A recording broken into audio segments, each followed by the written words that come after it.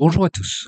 Une porte comme celle-ci comporte l'essentiel des usinages qu'il faut connaître en menuiserie. Ici, cette porte comporte deux montants. Ces montants ont été mortaisés. Il y a une rainure qui vient mourir dans les mortaises, un petit chanfrein arrêté. Les traverses ont été tenonnées. Elles comportent également ce petit chanfrein.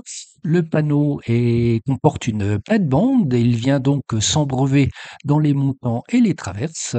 On a poussé une petite moulure quart de rond avec deux carrés sur le pourtour de cette porte et à l'arrière, on a également poussé une feuillure pour encastrer la porte. Des exemples comme ceux-là, j'en ai fait plusieurs unités et c'est exactement cet exercice qu'on fait avec les élèves qui veulent apprendre SketchUp, donc cette petite porte. Et je vous propose de refaire cet exercice de trois façons différentes. Dans un premier tuto, on regardera comment faire cette porte avec les commandes de base de SketchUp. Dans un second tuto, nous regarderons comment faire cet exercice avec les extensions gratuites VMSUP. Et enfin, dans un troisième tuto, nous ferons l'exercice avec les extensions payantes de VMSUP. Et au final, on pourra comparer les trois approches. Je n'ai pas besoin des outils VMSUP, donc je vais les enlever. Je vais me mettre en vue de face, activer l'outil rectangle, tracer un premier montant qui va faire 100, 500.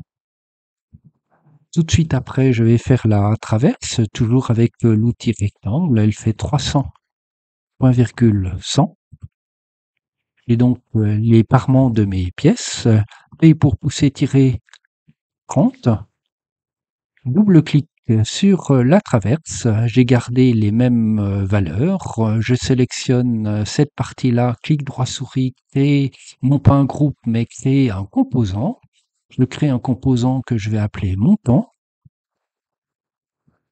Je valide. Je vais créer de la même façon le composant traverse, donc qui est une pièce de bois. Créer un composant que je vais appeler traverse. Il me reste à mettre en place les matériaux. Je lance le pot de peinture, je prends du chêne, je le mets sur ma traverse et mon montant. Et je remarque que le fil du bois n'est pas bien orienté. Je vais modifier les axes, l'origine, l'axe rouge dans ce sens-là, l'axe vert dans celui-là, et le sens du fil prend à présent un bon côté. Je peux assembler, M pour déplacer, et j'amène ma traverse ici. Je la mets au bon endroit en ayant bien l'inférence. CTRL pour dupliquer, je vais mettre cette traverse-là en partie haute ici. Et je vais à présent prendre le montant, M, CTRL, et le mettre à cet endroit-là. J'ai ma porte qui s'est mise en place. Par contre, les pièces ne sont pas correctement symétrisées. En effet, si j'édite la traverse et que je sélectionne cette face-là, je vois qu'elle est au-dessus. Donc cette face-là, il faut l'envoyer en dessous, le champ, de la même manière sur les montants. Je sélectionne. En SketchUp 2023, j'ai la possibilité de symétriser. Donc, je vais symétriser par rapport à l'axe, au plan bleu ici. Voici qui est fait. Je vais sélectionner à présent le montant. Je vais le symétriser et je vais le symétriser cette fois-ci par rapport au plan vert. Voici qui est fait. Mes pièces sont à présent correctement en place. Je vais masquer le montant, masquer. Je vais modifier ma traverse. Je double-clique pour sélectionner la face. M pour décalage, pardon. Je vais faire un décalage de 10. Le décalage est fait. Je vais sélectionner cette face-là. Et pour pousser tirer 30 pour faire un tenon de 30. Je vais sélectionner l'ensemble de ces entités. M, CTRL pour déplacer. Je vais le déplacer assez loin ici. De nouveau le symétriser. Je vais symétriser par rapport au plan rouge ici. Et je vais prendre donc cette partie-là, M pour déplacer, et je vais les mettre à cet endroit-là. Et tout de suite après, je vais faire un CTRL-C pour le copier. Je sors du plugin, clic droit souris, je vérifie qu'il s'agit d'un composant solide, donc tout est bon. Je vais simplement le masquer, double-cliquer sur le montant, édition, coller sur place. J'ai donc collé ma mortaise. Il me reste un petit trait à enlever, celui-ci, et je l'enlève. Nous pourrions faire la même chose avec l'autre traverse.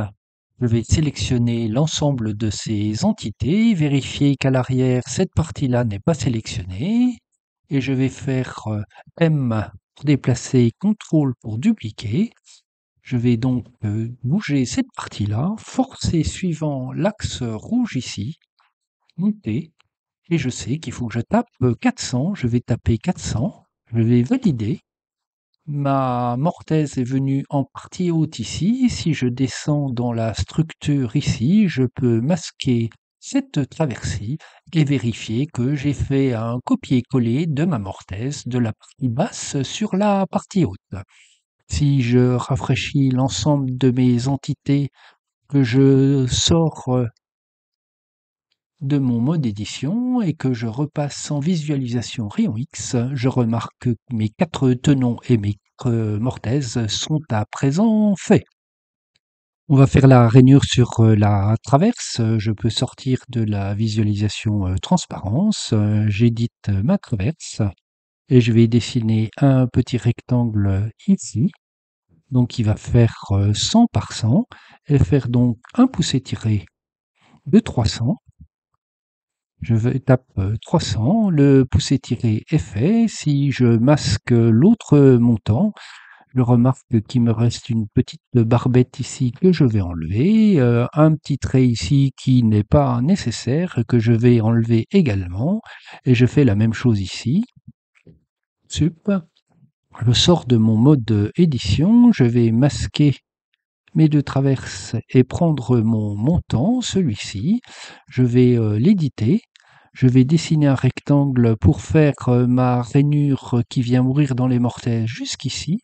Les mortaises se bouchent car j'ai fait des contours fermés. SketchUp a trouvé des contours fermés. Je vais réouvrir mes mortaises et faire un pouce étiré de 10 sur l'intérieur. 10. Là encore, j'ai des arêtes qui n'ont pas lieu d'être. Je peux lancer la gomme, elle est survolée. Et donc, effacer ces petites arêtes, c'est pas ça qui va nous occasionner des problèmes dans la modélisation. C'est juste pour avoir un rendu plus joli. Nous allons pousser une moulure sur le pourtour du cadre. Je vais juste masquer le montant, éditer la traverse basse, placer un premier guide T à 10 mm d'un côté, à 10 mm de l'autre côté, 10, et je vais tracer à partir de ces points-là une petite ligne. L, je vais monter ici et je vais la tracer à 1 pour faire un carré de 1. Je vais retracer une autre ligne ici, suivant l'axe vert à 1, je tape 1, et je vais activer l'arc 2 points, prendre un premier arc ici qui démarre là et le mettre comme ça. Je vais simplement sélectionner l'arc dans Info sur l'entité. Je vais lui dire qu'il a 10 mm de rayon. Je vais sélectionner cette face-là, double-clic, je vais la copier, CTRL-C, et je vais simplement maintenant faire un poussé P sur toute la longueur de la traverse jusqu'au bout ici. Voici qui est fait. Je vais enlever mes points guides.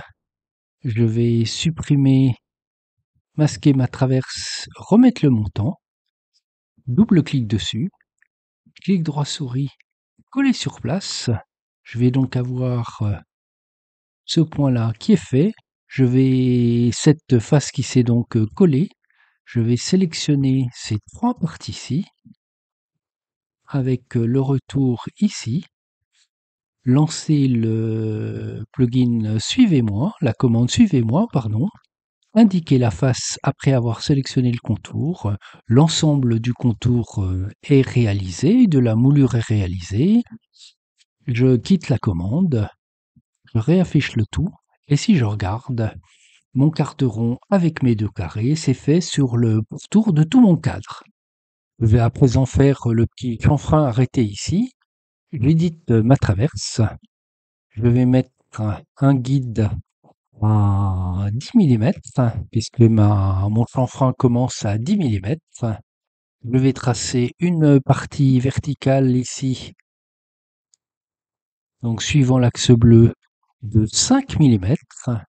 Je vais faire la même chose en partie haute, ici, sur le champ de ma traverse, 5 millimètres. Je vais réunir ces deux points-là, je lance l'outil ligne, j'ai mes deux points que je relie. Je vais provisoirement masquer cette face. J'ai donc une petite surface qui a été créée ici. Cette surface-là, je vais faire un poussé-tiré. Ma traverse fait 300, je vais la pousser de 280. Voilà.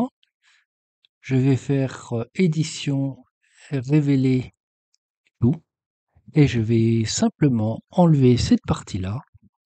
Mon chanfrein a été réalisé. Je vais faire la même opération en temps masqué sur les montants. Si à présent je regarde mon cadre, j'ai donc les chanfreins qui ont été réalisés, qui évitent d'avoir le problème du ravancement de moulure ici et qui allègent un petit peu l'esthétique générale du cadre.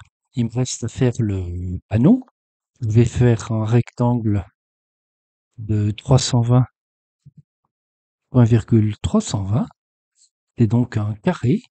Et ce carré, je vais le pousser, P pour pousser tirer, de 20 millimètres, 20 millimètres, 3 clics, triple clic, clic droit souris, créer un composant.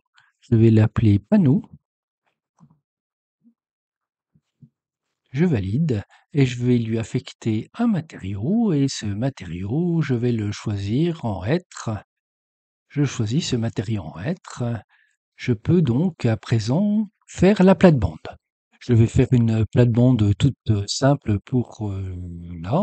Je vais prendre l'outil de poing, passer au milieu et faire un arc de cercle. Je le fais un petit peu où j'ai, un arc de cercle comme ça.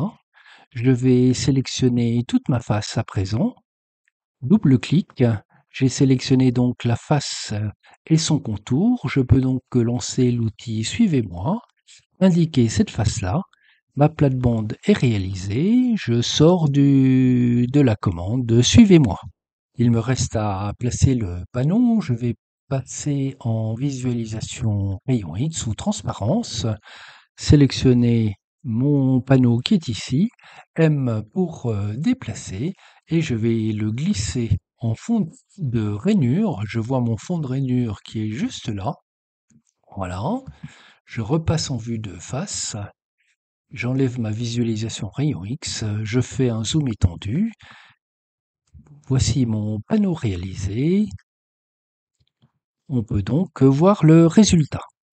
Nous avons mis à peu près 11 minutes pour réaliser cette porte avec ce panneau en brevet, avec plate-bande, le tout avec les fonctions de base de SketchUp. Dans 2 prochains tutos, nous utiliserons les extensions VMSUP, les extensions gratuites d'abord, puis les payantes ensuite. À très bientôt!